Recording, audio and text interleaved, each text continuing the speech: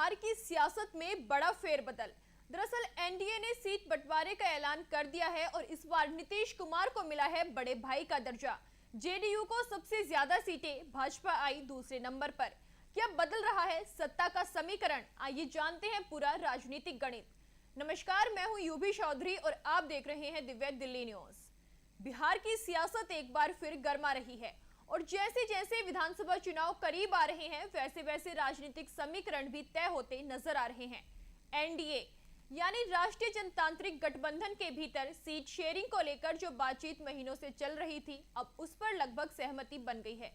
मुख्यमंत्री नीतीश कुमार के दिल्ली दौरे के दौरान इस पर अंतिम मोहर लगी, हालांकि आधिकारिक ऐलान अभी बाकी है।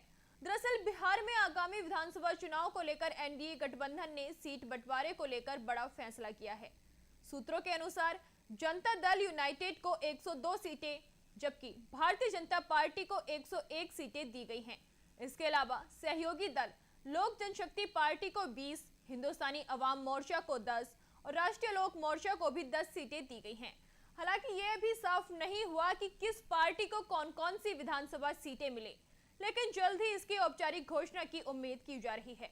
ये सीट बंटवारा 2020 के विधानसभा चुनाव की तुलना में बदलाव का संकेत देता है, जब भाजपा ने 110 सीटों पर चुनाव लड़कर 74 पर जीत हासिल की थी और जेडीयू ने 115 सीटों पर चुनाव लड़ा था, लेकिन केवल 43 सीटें जीत सकी थी।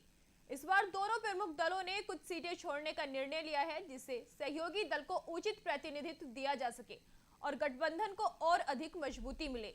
ये एक रणनीतिक बदलाव माना जा रहा है, खासकर तब जब छोटे दल भी अब निर्णायक भूमिका निभा सकते हैं। गौरतलब है कि लोकसभा चुनाव 2024 में एनडीए की तरफ से भाजपा ने 17 सीटों पर, जेडीयू ने 16 पर, एलजेपी ने 5 पर और हम और आरएलएम ने एक सीट पर चुनाव लड़ा था। लेकिन विधानसभा चुनाव में जेडीयू को भाजपा से एक सीट ज्यादा देकर स्पष्ट संकेत दिया गया कि नीतीश कुमार को इस बार राज्य स्तर पर नेतृत्व की कमान दी जा रही है। ये बड़े भाई वाली भूमिका सिर्फ सीटों की संख्या तक सीमित नहीं है, बल्कि चुनावी अभियान, रणनीतिक फैसलों और उम्मीदवारों के चयन में भी जेडीयू की भूमिका प्रमुख रहने वाली है। इससे पहले 2015 और 2020 के चुनाव में भाजपा प्रमुख नेतृत्वकर्ता की भूमिका में थी, लेकिन अब केंद्र और राज्य दोनों स्तरों पर संतुलन साधने की कोशिश की गई है। आपको बता दें, 243 सदस्यीय बिहार विधानसभा में बहुमत के लिए 122 सीटों की जरूरत होती है।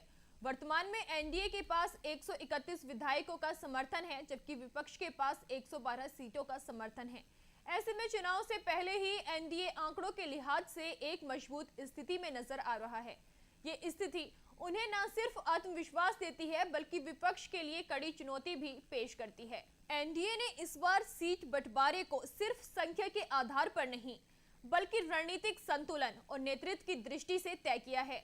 नीतीश कुमार को एक बार फिर राज्य राजनीति में निर्णायक भूमिका दी गई है, जिससे साफ होता है कि गठबंधन इस बार अनुभवी नेतृत्व के सहारे मैदान में उतरने की तैयारी में है।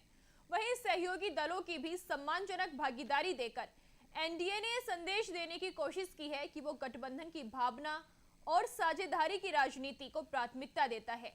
चुनाव की तारीख भले ही अभी सामने न आई हो, लेकिन राजनीतिक जमीन पर तैयारियों ने रफ्तार पकड़ ली है और इस बार मुकाबला दिलचस्प होने वाला है।